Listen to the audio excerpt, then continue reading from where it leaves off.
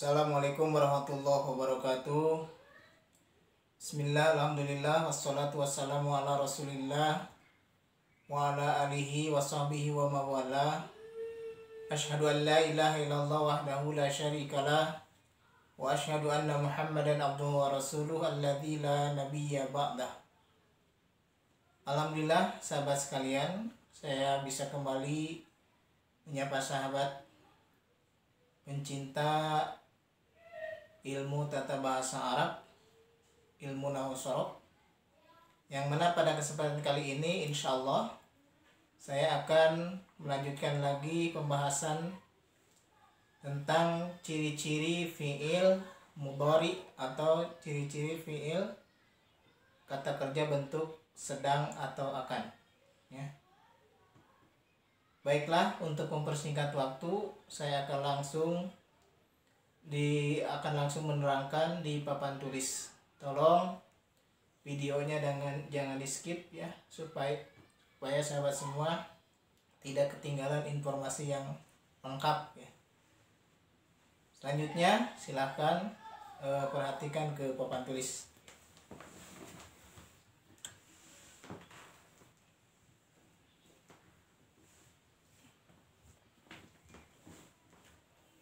Baiklah sahabat, mungkin sahabat sudah lihat ya di papan tulis, saya sudah mencatat ciri-ciri tentang fiil mudhari ya, atau tanda-tanda fiil mudhari kata kerja bentuk sedang atau akan dilakukan ya, hal wal istiqbal, sedang dan akan ya. Adapun cirinya yang pertama diawali oleh huruf A ya, seperti misalnya contohnya di sini aktubu ya, yang artinya aku akan menulis atau aku sedang menulis ya. Karena menunjukkan sedang atau akan, maka terjemahan lengkapnya memakai sedang atau akan ya. Jadi aktubu, aku akan menulis atau sedang menulis ya. Jadi yang pertama diawali huruf A, alif ya. Yang kedua diawali huruf na, seperti naktubu, artinya kami akan menulis atau kami sedang menulis ya. Jadi ciri yang kedua diawali huruf na. Yang ketiga diawali huruf ya. Seperti contoh di sini saya cantumkan yaktubu, artinya dia sedang menulis atau dia akan menulis. Yaktubu. Ya. Kemudian yang terakhir yang keempat diawali dengan huruf ta. Misalnya kalau ditulis taktubu gitu ya, yang menunjukkan arti kamu sedang menulis atau kamu akan menulis ya. Dan a, na, ya, dan ta ini terkenal dengan sebutan huruf mudharaah. Huruf mudharaah itu adalah huruf-huruf yang menyertai kepada fiil mudhari, dan sekaligus dia itu sebagai fa'ilnya atau pelakunya ya. A itu aku, na itu kami, ya dia, ta kamu. Jadi saya, kami, dia, aku, nah itu pelaku ya, yang menyertai kepada fiil mudhari itu gitu ya. Nah, jadi inilah ciri-ciri fiil mudhari, yaitu diawali dengan huruf mudharaah a, na, ya, dan ta. Dan huruf mudharaah ini juga berfungsi sebagai fa'il atau pelaku ya. Contohnya aktubu, naktubu, yaktubu ya. Nah, maka ciri yang bisa membedakan antara fiil madhi dengan fiil mudhari yang kemarin, kalau fiil madhi itu fa'ilnya atau subjeknya di belakang ya. Kamu, saya, kami, itu di belakang ditaruhnya itu ya, dengan ta, dengan tu, dengan na gitu ya. itu di belakang aku sayangnya teh, ya. Tapi kalau fi'il mudhari mah di depan. Pelakunya itu dicantumkan, ditulis di depan kata. Kalau fi'il madhi di belakang, subjeknya itu di belakang. Kalau fi'il mudhari di depan diletakkannya. Ya, bisa membedakan mungkin sahabat ya tentang fi'il madhi dan mudhari, di mana meletakkan subjeknya. Ya, kalau fi'il madhi di belakang, kalau fi'il mudhari di depan. Nah, yang kelima, ciri fi'il mudhari itu adalah dimasuki oleh sa. Ya. Dan sa ini, ya, sa ini dia berdiri sendiri, tidak terkumpul dalam suatu kata. Ya. Contohnya sayakulu. Ya. Jadi kalau di jumlah ini sayakulu ini katanya ada dua, yang satu sa, yang kedua yakulu. Kalau dipenggal gitu ya. Nah, sa dan yakulu. Akan berkata, gitu ya. Dia akan berkata. Jadi sa itu mengandung arti akan. Jadi tidak terkumpul dalam satu kata. Kalau terkumpul dalam satu kata, bukan merupakan ciri fi'il mudhari. Misalnya ada kata yang sama-sama pakai sa, gitu ya. Tapi sa-nya itu terkumpul dalam satu kalimat, satu kata, sakaro. Nah, ini bukan fi'il mudhari, ini fi'il madhi.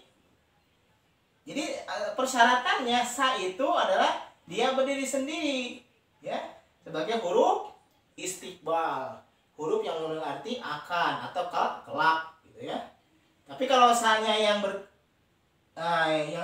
menjadi satu dalam satu kalimat, seperti lafaz sakaro, dia telah mabuk, maka kata sakaro tidak termasuk fi'il mudhari. Kenapa? Karena sa-nya ini termasuk dalam satu kata. Sementara kalau sayakulu ini terdiri dari dua kata, sa dan yakulu. Sa akan, yakulu berkata. Jadi sayakulu artinya dia akan berkata. Jadi sa-nya itu misah tersendiri gitu ya. Bukan merupakan dalam satu kalimat seperti lafaz sakaro. Ya. Kemudian juga yang keenam dimasuki oleh saufa. Ya, saufa. Seperti lafaz saufa ta'lamun di dalam surat At-Takatsur ya. Kalla saufa ta'lamun. Nah, setelah saufa pasti kesananya fi'il mudhari, gitu ya.